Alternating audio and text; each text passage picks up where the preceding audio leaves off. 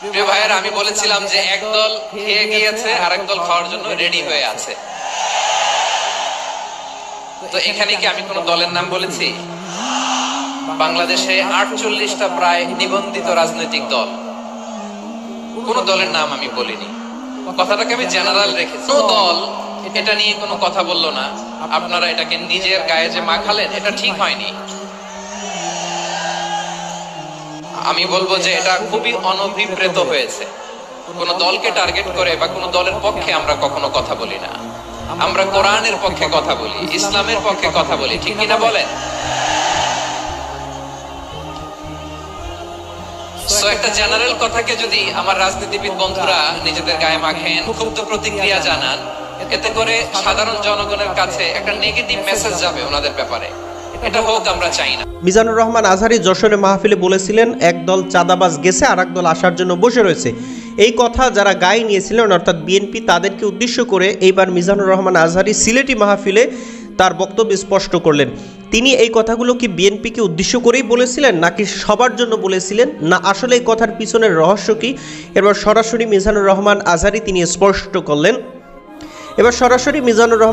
সেটি স্পষ্ট করলেন। চলুন দর্শক, কথা না বাড়িয়ে যারা মিজানুর রহমান আজহারীর বিরোধিতায় লেগেছিলেন তাদের বিরুদ্ধে বা তাদের উত্তর দেওয়ার জন্য এবার মিজানুর রহমান আজহারী তিনি কি বলেছেন সরাসরি তার মুখ থেকে একটু শুনে আসি। ভিডিওতে লাইক দিয়ে দিবেন, নিজের মতামত কমেন্ট অপশনে লিখবেন। চলুন আমরা মিজানুর রহমান আজহারীর বক্তব্য একটু শুনে আসি।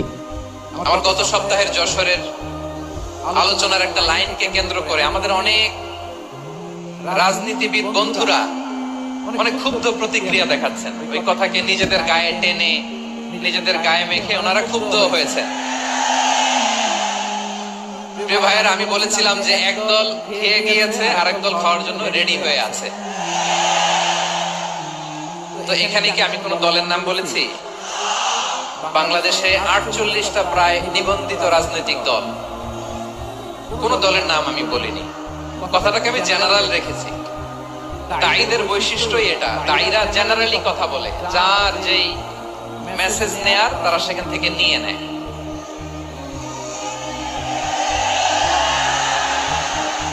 তো কোন দল এটা নিয়ে কোনো কথা বললো না।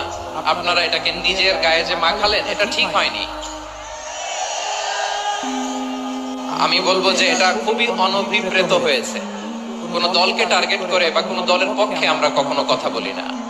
আমরা কোরআনের পক্ষে কথা বলি, ইসলামের পক্ষে কথা বলি, ঠিক কিনা বলেন? সো একটা জেনারেল কথাকে যদি আমার রাজনীতিবিদ বন্ধুরা নিজেদের গায়ে মাখেন, ক্ষুব্ধ প্রতিক্রিয়া জানান, এতে করে সাধারণ জনগণের কাছে একটা নেগেটিভ মেসেজ যাবে ওনাদের ব্যাপারে। এটা হোক আমরা চাই না। তো আমার প্রিয় রাজনীতিবিদ বন্ধুদের আমি বলবো, কথাটা ছিল ভেরি জেনারেল, এটা নিজেদের গায়ে মাখানোর কোনো দরকার নাই। আমরা এই যে এক্সিস্টিং যে রাজনৈতিক চর্চা, এটা থেকে আমরা বেরিয়ে আসতে চাই। আমরা চাই না এদেশে চাঁদাবাজি, দখলবাজি থাক, ঠিক কিনা বলেন?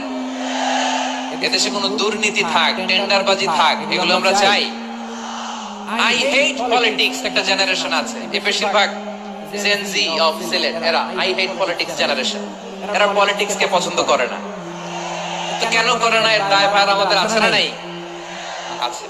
এবং আমরা দেখেছি ক্ষমতার পালাবদল যখন হয়, এক সরকার যায় আরেক সরকার আসে, তখন দুর্নীতির ফিরিস্তি আমরা জানতে পারি, এর আগে জানতে পারি না। প্রতিটা দলের ভেতরেই আমরা এই বাজে চর্চাটা দেখেছি।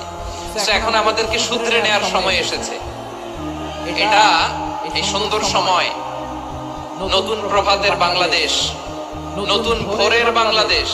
এই সময় আমরা কাদা ছোড়াছুড়ি যেন না করি।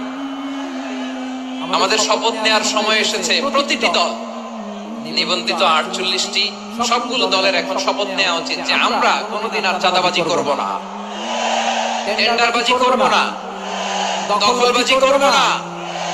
আমরা সবসময় দেশের পক্ষে থাকবো, সবসময় দেশের পক্ষে থাকবো।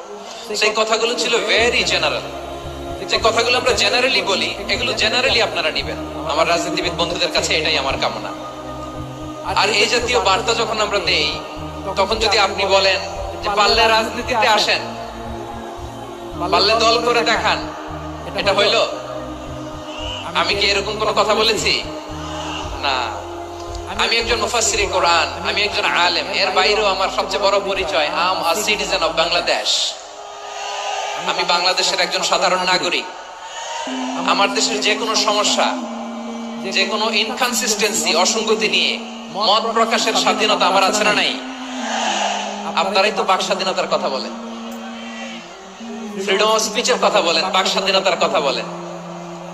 আপনারাই যদি আবার কোন মন্তব্যের কারণে বলেন যে রাজনীতির মাঠে আসেন, দল করেন, দেখি কতটুকু পারেন, এটা ঠিক হবে না।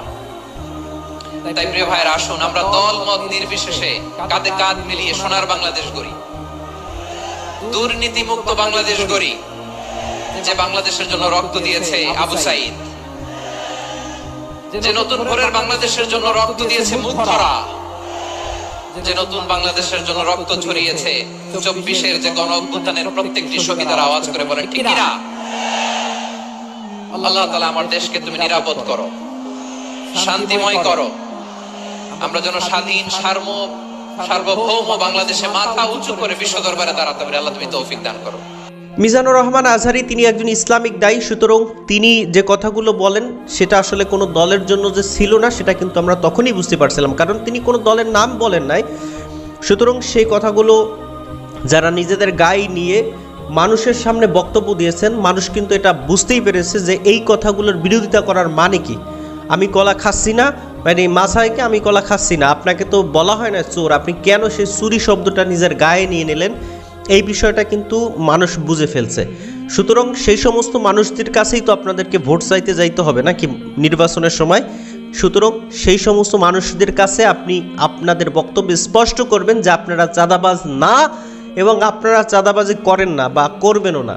তো তাদের কিছু নেতারা ইতিমধ্যেই কিন্তু বিষয়টা নমনীয়তা প্রকাশ করছে যে আমরা 15 বছর ধরে খাই নাই, আমাদের নেতাকর্মীদের উপর জুলুম করা হয়েছে, সুতরাং আমরা কিছু একটা করলেই আমাদেরকে চাঁদাবাজ বলেন। আপনি কিছু করেন না, আপনাদের উপর নির্যাতন হয়েছে, শুধু আপনাদের উপর না, জামায়াত ইসলামী নেতাদেরকে তো ফাঁসি দেওয়া হয়েছে, হেফাজতের নেতাকর্মীদেরকে তো সব জেলে ভরে রাখা হয়েছে, অন্য অন্য নেতাকর্মী যারা রয়েছেন, যারা হক কথা বলতেন বা সত্য কথা বলতেন বা এই দেশের পক্ষে কথা বলতেন, সকলকে তিনি গুণ খুম হত্যা সব কিছু করে রাখছেন। সুতরাং আপনারা আবার মানে মুক্তমনা এসে আবার রাজনীতি বা চাঁদাবাজি করবেন আর অন্য অন্য দল সেটা দেখবে, সেটা তো হতে পারে না।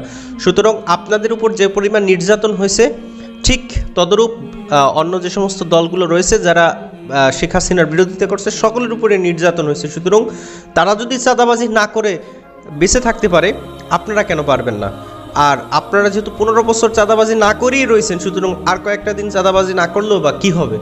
তো এই বিষয়টা নিয়েই আসলে মিজানুর রহমান আজহারী বক্তব্য দিয়েছিলেন। আসলে এই বিষয়ে আপনাদের নিজেদের যে মতামত রয়েছে সেটা কমেন্ট অপশনে জানাবেন।